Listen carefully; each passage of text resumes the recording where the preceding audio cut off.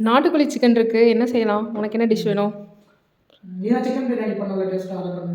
சரி, ஓகே. பிரியாணி செய்கிறதுக்கு தேவையான பொருள்லாம் நம்ம எடுத்து வச்சுக்கலாம். கொத்தமல்லி, பச்சை மிளகா, புதினா எல்லாம் எடுத்து வச்சுருக்கேன். சிக்கனும் கழுவிட்டேன். அப்புறம் குக்கர் வச்சுட்டு கொஞ்சம் எண்ணெய் ஊற்றிக்கலாம். எண்ணெய் ஊற்றி 2 ஸ்பூன் நெய் ஊற்றிக்கலாம். நெய் ஊற்றிட்டு அப்புறம் பட்டை வகை சேர்ந்தது எல்லாமே போட்டுக்கலாம்.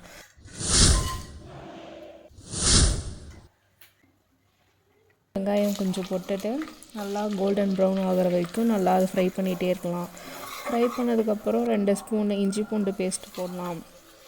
இஞ்சி பூண்டு பேஸ்ட்டு வதங்கினதுக்கப்புறம் நான் கொஞ்சமாக சில்லி பவுடர் போடுவேன், கொஞ்சம் கலருக்காக. சில்லி பவுடர் போட்டு நல்லா ஃப்ரை ஆனதுக்கப்புறம் கொத்தமல்லி, புதினா, பச்சை மிளகா கொஞ்சம் போட்டுட்டு நல்லா ஃப்ரை பண்ணிக்கலாம். ஃப்ரை பண்ணிட்டு அப்புறம் தக்காளி போடலாம். சிக்கன் போட்டுக்கலாம்.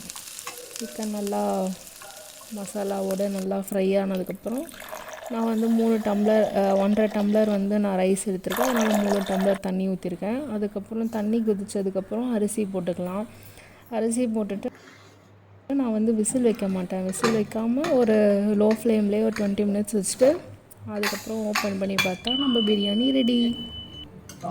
இப்போ நம்ம போட்டுட்டு நம்ம சாப்பிட்லாம். என்னோடய ஸ்டைலில் நான் சிக்கன் பிரியாணி பண்ணியிருக்கேன். வேறு ஏதாவது எக்ஸ்ட்ரா ஆட் பண்ணுற மாதிரி இருந்தால் கமெண்ட் பண்ணுங்கள். மோர் வீடியோஸ்க்கு ஃபாலோ பண்ணுங்கள். நாளைக்கு பார்க்கலாம்.